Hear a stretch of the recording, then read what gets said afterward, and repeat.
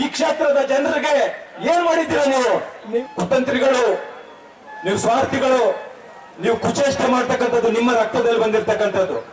ನೀವು ನಮ್ಮ ತಂದೆ ತಾಯಿಗಳು ನಮಗೆ ಒಳ್ಳೆ ವಿದ್ಯಾಭ್ಯಾಸವನ್ನ ಕೊಟ್ಬಿಟ್ಟಿದ್ದಾರೆ, ಒಳ್ಳೆ ಸಂಸ್ಕಾರವನ್ನ ಕೊಟ್ಬಿಟ್ಟಿದ್ದಾರೆ, ಬದುಕುವ ಮಾರ್ಗಗಳನ್ನ ತೋರಿಸ್ಕೊಟ್ಟಿದ್ದಾರೆ. ನೀವು ಹುಲ್ಲು ಬನ್ನಿ ಖರಾಬನ್ನ 42 ಜನ ಟೀಚರ್ಸ್ಗೆ ನೀವು ಮಾರಾಟ ಮಾಡಿದ್ದೀರಲ್ಲ, ಇದರ ನಿಮ್ಮ ತಂದೆ ತಾಯಿಗಳು ಕುತಂತ್ರ ಇಲ್ಲ, ಒಳ್ಳೆ ಮಾರ್ಗದರ್ಶನ, ಒಳ್ಳೆ ಸಂಸ್ಕಾರ, ಒಳ್ಳೆ ವಿದ್ಯಾಭ್ಯಾಸವನ್ನ ಕೊಟ್ಟಿರ್ತಕ್ಕಂಥ ಇದೇನಾ? ಇವತ್ತು 25 ವರ್ಷಗಳಾಗಿದೆ ಅವರಿಗೆ ಸೇಲ್ ಡೀಡ್ ಮಾಡಿ, ನೀವು ಸೇಲ್ ಡೀಡ್ ಕ್ರಯಪತ್ರ ಮಾಡಿ 25 ವರ್ಷಗಳಾಗಿದೆ.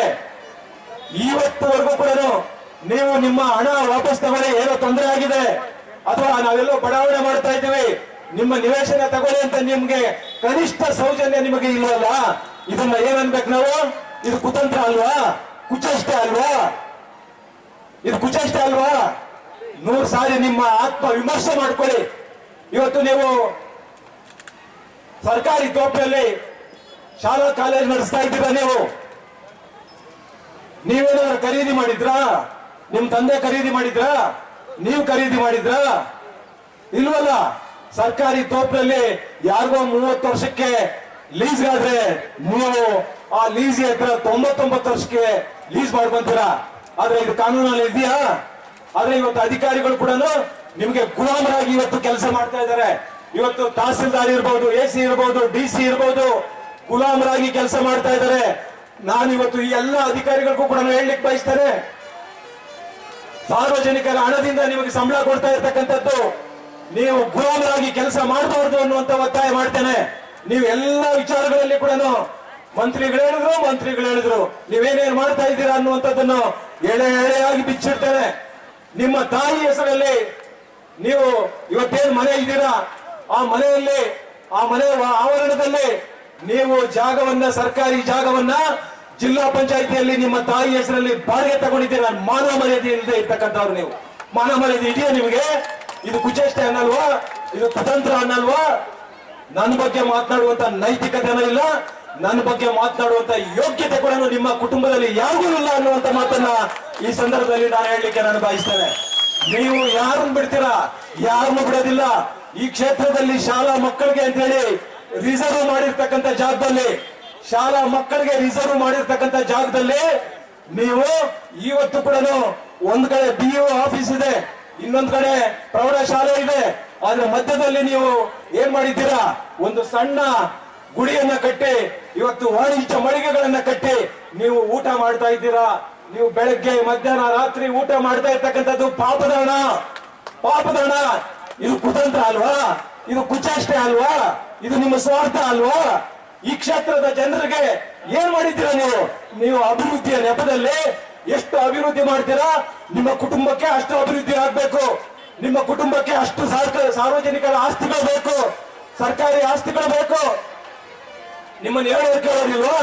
ಇದಕ್ಕೆ ತಕ್ಕಂಗೆ ಇವತ್ತು ಅಧಿಕಾರಿಗಳು ಕೂಡ ಇದೇ ರೀತಿ ಆಗಿದ್ದಾರೆ. ಇವತ್ತು ನಾನು DC-ಗೆ ಹೇಳಲಿಕ್ಕೆ ಬಯಸ್ತೇನೆ, ಈ ಜಿಲ್ಲಾಧಿಕಾರಿಗಳಿಗೆ, ನಿಮ್ಮ ಬೇರೆ ಚಿಕ್ಕಬಳ್ಳಾಪುರದಲ್ಲಿ ಇರ್ಬೋದು, ಯೋಗ್ಯತೆ ಇರಲಿಲ್ಲ, ನೀವು ತರ್ತಾ ಇರಲಿಲ್ಲ. ಆ ಜಾಗನ ಕಬಳಿಸಬೇಕು ಅಂತಿದ್ರು, ನೀವು ಆ ಜಾಗನ ಕಬಳಿಸಬೇಕು ಅಂತಿದ್ರಿ. ಇಂಥ ಜಾಗಗಳು ಕಬಳಿಸಬಾರದು ಅಂತೇನೆ ಅಂಬೇಡ್ಕರ್ ಭವನ ಹೃದಯ ಭಾಗದಲ್ಲಿ ಇರಬೇಕು. ನಮ್ಮ ಬದುಕನ್ನ ಕಟ್ಕೊಟ್ಟಿರ್ತಕ್ಕಂಥ ಅಂಬೇಡ್ಕರ್ ಅವರ ಭಾವಚಿತ್ರ ಅಲ್ಲಿ ರಾರಾಜಿಸಬೇಕು ಅಂತ ಅಂಬೇಡ್ಕರ್ ಭವನ ಹೃದಯ ಭಾಗದಲ್ಲಿ ಇರಬೇಕು ಅಂತ ಹೇಳಿ ಆ ಹೃದಯ ಭಾಗದಲ್ಲಿ ತಂದ್ಕೊಟ್ಟಿರ್ತಕ್ಕಂಥ ನಾನು. ಇವತ್ತು ನೀವು ಅದಕ್ಕೆ ಟ್ಯಾಪೆ ಹಾಕಕ್ ಹೋಗಿ ಇನ್ನೂ ದೊಡ್ಡದಾಗಿ ಮಾಡಿದ್ದೀರಾ, ಇನ್ನೂ ಬಹಳ 15 ಕೋಟಿ ಅಂತ ಹೇಳ್ತಾ ಇದ್ದಾರೆ. ಮಾಡ್ಲಿ, ಸಂತೋಷ. ಆದ್ರೆ ನೀವು ಅಭಿವೃದ್ಧಿಗೆ ವಿರೋಧಿ ಅಂತ ಹೇಳ್ತಾ ಇದ್ದೀರಾ. ನಾನು ಇವತ್ತು ನೀವು ಕಾಲೇಜ್ ಮಾಡ್ತಾ ಇದ್ದೀರಾ, ನಾನೆಲ್ಲೂ ವಿರೋಧ ಮಾಡ್ತಾ ಇಲ್ಲ. ಆದ್ರೆ ನೀವು ಆಸ್ಪತ್ರೆ ಕಟ್ತಾ ಇದ್ದೀರಾ, ನಾನೆಲ್ಲೂ ಕೂಡ ವಿರೋಧ ಮಾಡಿಲ್ಲ. ಆದ್ರೆ ಮುಂದೆ ಬರ್ತೀನಿ. ಸುಧಾಕರ್ ಅವರು ಏನು ಮಾಡಿದ್ರು ಕೂಡ ನೀವು ಸ್ವಾರ್ಥಿ ಅನ್ನುವಂಥದ್ದನ್ನ ಎಳೆಯಾಗಿ 100 ಉದಾಹರಣೆಗಳನ್ನ ಕೊಡ್ತೇನೆ ನಾನು.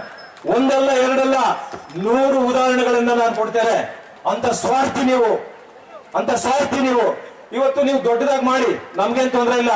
ಬಹುಶಃ ನಾನು ಅಂದ್ಕೊಂಡಿದ್ದೆ, ನಾವು ಕಟ್ಟತಕ್ಕಂತ ಅಂಬೇಡ್ಕರ್ ಭವನ ಈ ಕ್ಷೇತ್ರದಲ್ಲಿ ಯಾರೇ ಅದನ್ನ ಕಾರ್ಯಕ್ರಮಗಳು ಮಾಡ್ಲಿಕ್ಕೆ ತಗೊಂಡ್ರೆ ಸುಮಾರು 15 ರಿಂದ 20 ಸಾವಿರ ಒಳಗಡೆ ನಿಗದಿ ಮಾಡಬೇಕು. ಯಾಕಂದ್ರೆ ಸಣ್ಣ ಪುಟ್ಟ ಖರ್ಚುಗಳು ಇರ್ತವೆ. ಕ್ಲೀನ್ ಮಾಡೋದು ಇನ್ನೊಂದು ಮತ್ತೊಂದು. ಹಾಗಾಗಿ ಇವತ್ತು ನೀವು ಮಾಡ್ತಾ ಇರ್ತಕ್ಕಂಥ ಅಂಬೇಡ್ಕರ್ ಭವನ ಇವತ್ತು 15 ಕೋಟಿ ಮಾಡ್ತೀನಿ ಅಂತ ಹೇಳ್ತಾ ಇದ್ದೀರಲ್ಲ, ಬಹುಶಃ ನೀವು ಅದೆಷ್ಟು ಲಕ್ಷ ಚಾರ್ಜ್ ಮಾಡ್ತೀರೋ ನನಗಂತೂ ಡೌಟ್ ಇದೆ.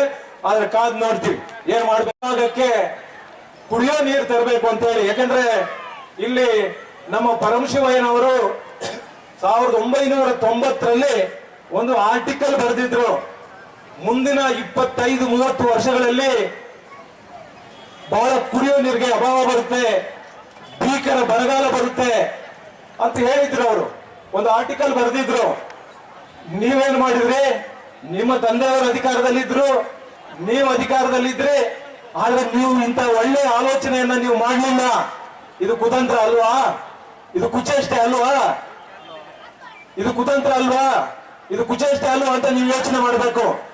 ಆದ್ರೆ ನಾನು ಆವತ್ತಿನ ಸಂದರ್ಭದಲ್ಲಿ 2013ರಲ್ಲಿ ನನಗೆ ಈ ಕ್ಷೇತ್ರದ ಜನ ಆಶೀರ್ವಾದ ಮಾಡಿದಾಗ ನಗರ ಭಾಗದಲ್ಲಿ 1 ಲಕ್ಷ ಜನ ಇದ್ದಾರೆ, ಇವರಿಗೆ ಕುಡಿಯೋ ನೀರು ಕಲ್ಪಿಸಬೇಕು ಅಂತ ಹೇಳಿ ಭಕ್ತರಳ್ಳಿ ಅರಸೈನ ಕೆರೆಯಿಂದ ನಗರ ಭಾಗಕ್ಕೆ ನೀರು ತರುವಂತ ಪ್ರಯತ್ನ ನಾವು ಮಾಡಿದ್ರೆ, ನೀವೇನ್ ಮಾಡಿದ್ರೆ ಆ ಭಾಗದಲ್ಲಿ ಇರ್ತಕ್ಕಂಥ ಮುಖಂಡರನ್ನ ಎಬ್ಬಿಸಿ ಹೈಕೋರ್ಟ್ ಕಳಿಸಿದ್ರಿ.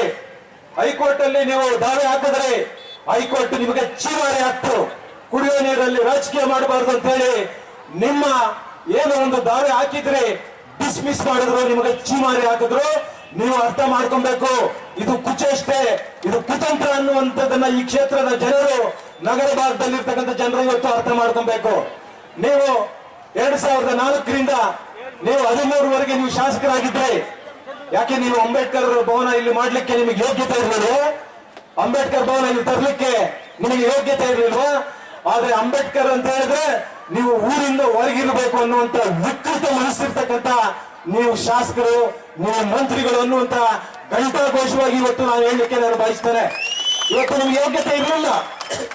ಇವತ್ತು ಇದೇ JK ಕೃಷ್ಣಾರೆಡ್ಡಿ ನನಗೆ ಕೊಟ್ಟಿದ್ದಾರೆ ಅಧಿಕಾರ, ಆದ್ರೆ ಅಂಬೇಡ್ಕರ್ ಭವನವನ್ನ ಇಲ್ಲಿ ತರಬೇಕು, ಹೃದಯ ಭಾಗದಲ್ಲಿ ಇರಬೇಕು ಅಂಬೇಡ್ಕರ್ ಭವನ ಅಂತ ಹೇಳಿ ನಾವಿಲ್ಲಿ ತಂದ್ರೆ, ಇವತ್ತು ನೀವೇನ್ ಮಾಡಿದ್ರಿ ಅವತ್ತಿನ ಸಂದರ್ಭದಲ್ಲಿ ಅಂತ ಗೊತ್ತಿದೆ.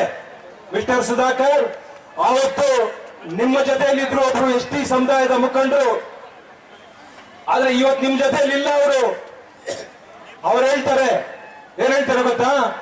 ಅಂಬೇಡ್ಕರ್ ಭವನ ಊರು ಮುಂದಕ್ಕೆ ಕೊಚ್ಚಿಡಿಸಿಂది, ನೀವು ST ವಾಲ್ಮೀಕಿ ಸಮುದಾಯ ಭವನ ಬೇಕು, ನೀವೊಂದು ಅರ್ಜಿ ಕೊಡು ಅಂತ ನೀವು ಹೇಳ್ತೀರಾ. ಅವ್ರು ಸತ್ತವರ ಜೀವಂತವಾಗಿ ಬದುಕಿದ್ದಾರೆ, ಇವತ್ತು ನಮ್ಮ ಜೊತೆಯಲ್ಲಿ ಇದ್ದಾರೆ. ಅವ್ರು ಹೇಳ್ತಾರೆ ನೀವೇನ್ ಹೇಳ್ಕೊಟ್ಟಿದ್ದೀರಾ ಅಂತ. ನೀವು ಅದೊಂದೇ ಮಾಡಿಲ್ಲ, ಕುರುಬ ಸಮುದಾಯದವ್ರಿಗೆ ನೀವು ಹೇಳಿದ್ದೀರಾ ಕನಕ ಭವನ ಮಾಡ್ತೀವಿ ಅಂತ ಒಂದು ಅರ್ಜಿ ಕೊಡ್ರಿ. ಮುಸ್ಲಿಮ್ಸ್ಗೆ ಹೇಳಿದ್ದೀರಾ ಏನು ಟಿಪ್ಪು ಭವನ ಮಾಡ್ತೀವಿ ಅಂತ ಒಂದು ಅರ್ಜಿ ಕೊಡಿ ಅಂತ. ನೀವು ಎಲ್ಲಾ ಸಮುದಾಯದವರಿಗೆ ಕೂಡ ಎತ್ತು ಕಟ್ಟಿ ನೀವು ಮಾಡಿರ್ತಕ್ಕಂಥ ಇದು ಕುತಂತ್ರ ಅಲ್ವಾ? ಇದು ಕುಚೇಷ್ಟೆ ಅಲ್ವಾ? ಇದನ್ನ ಏನಂತೀರಾ? ಇದು ಕೂಡ